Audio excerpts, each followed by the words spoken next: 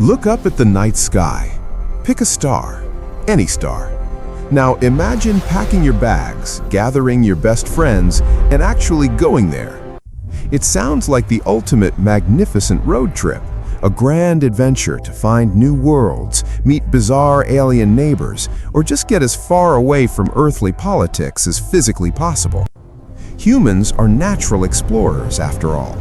We crossed vast oceans, mapped unknown continents, and even left our boots in the gray dust of the moon. So the stars are just the next logical step in our evolution. But here is where our cozy human intuition slams headfirst into the terrifying reality of the universe. Space is not just big, it is a hostile, impossibly vast void of nothingness that actively defies our existence. If you boarded the fastest spacecraft humanity has ever built, the Parker Solar Probe, currently traveling at a blistering 700,000 kilometers per hour, it would still take you over 6,000 years to reach the closest star system, Alpha Centauri. By the time you actually arrived, your ship would be a floating dead tomb, and human civilization as you knew it back on Earth might be completely gone, buried under the sands of time. The sheer, terrifying distance is the ultimate great filter. The universe has effectively quarantined us on a tiny blue island, and crossing the cosmic ocean seems mathematically impossible. But what if we simply refuse to stay put? What if we decide to break the laws of common sense, bend the rules of physics to their absolute limits, and build a machine capable of crossing the void? Today, we are going to build the first interstellar starship.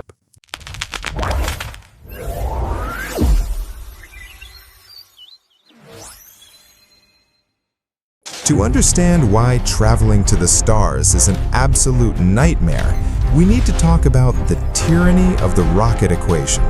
Imagine you want to drive your car across a vast, empty desert.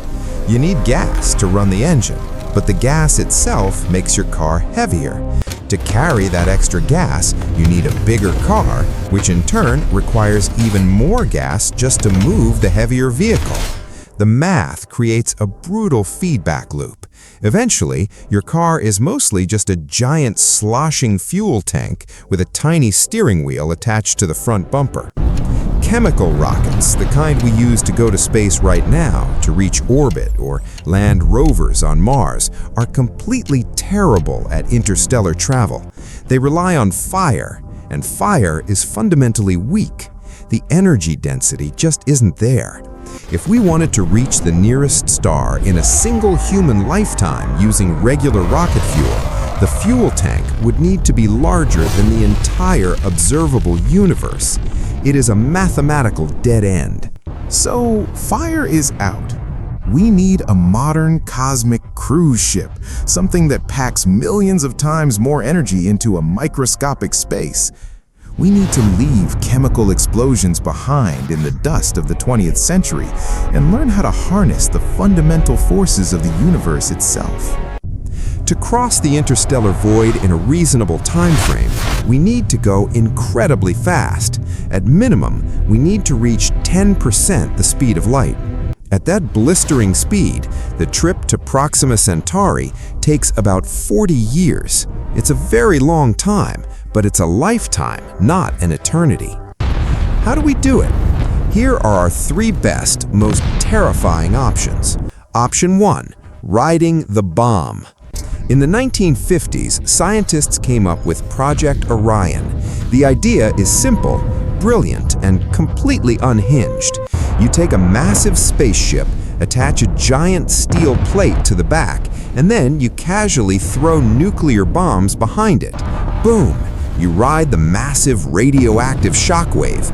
Boom! You do it again, riding the blasts like a cosmic pogo stick. By detonating thousands of nukes in a row, you can reach absolutely incredible speeds. It is brute force physics at its finest. But there's a massive catch. You are sitting directly on top of thousands of live nuclear warheads, and one tiny misfire or structural failure turns your crew into radioactive vapor instantly. Option 2, the star in a bottle. If dropping nuclear bombs behind your ship is a bit too messy for your taste, we can use fusion. Fusion is the exact same process that powers the sun and every other star in the sky. It involves taking incredibly light atoms and smashing them together so hard they fuse, releasing truly massive amounts of energy. A fusion rocket would be clean, incredibly efficient, and theoretically push a heavily armored ship to our 10% light speed goal. The only problem? We don't exactly know how to build a sustained, lightweight fusion reactor yet. We're working on it, but the engineering required to shrink a star down and put it on a spaceship is mind-boggling. Option 3, leaving the fuel behind. What if we dodge the tyranny of the rocket equation entirely? What if we simply don't carry any fuel at all? Enter the light sail. Light doesn't have mass, but it does carry momentum. If you build an incredibly thin, massive reflective mirror in space and fire a gigawatt laser beam at it directly from Earth, the sheer physical force of the light particles will push the sail forward. This solves the fuel problem completely, but there's a huge downside. You can only send tiny microchip-sized probes this way. Sending a massive ship loaded with living, breathing humans requires a laser array the size of a small country, drawing more power than the entire Earth uses in a year. Let's assume for a moment we figure out the fusion ship. The magnetic containment engine actually works. We are moving at 10% the speed of light. That is 100 million kilometers per hour. We are finally free from the solar system. And then, the universe actively tries to kill you. When you're moving that incredibly fast, physics turns against you. Space is mostly empty, but mostly is not completely empty.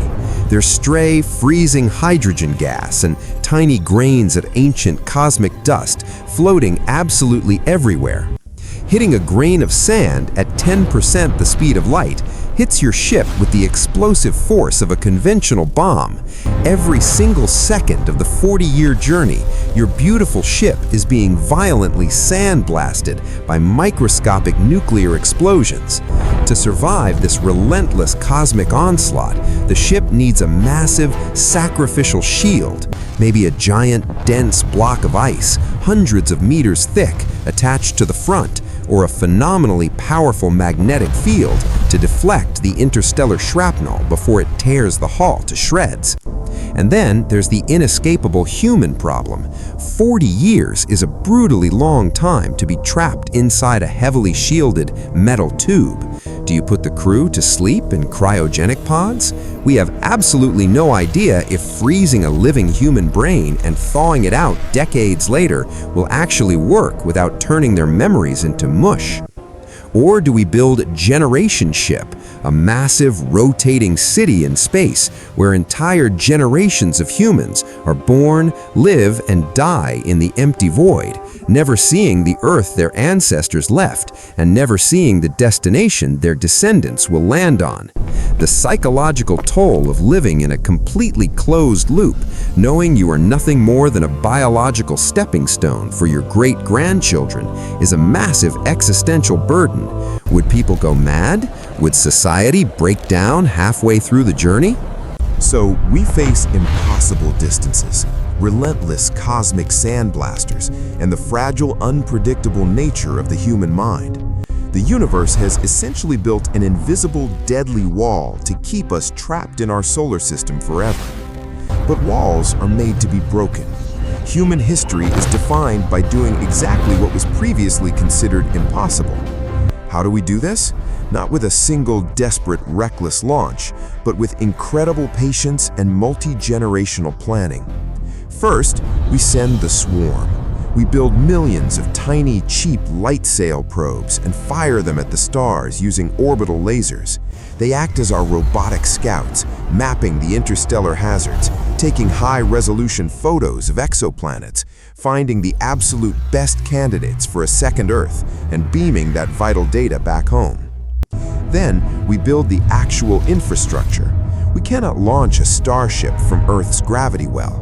Instead, we mine resource-rich asteroids, construct vast automated shipyards in orbit around the moon, and gather the millions of tons of steel and fuel required without destroying our home planet in the process.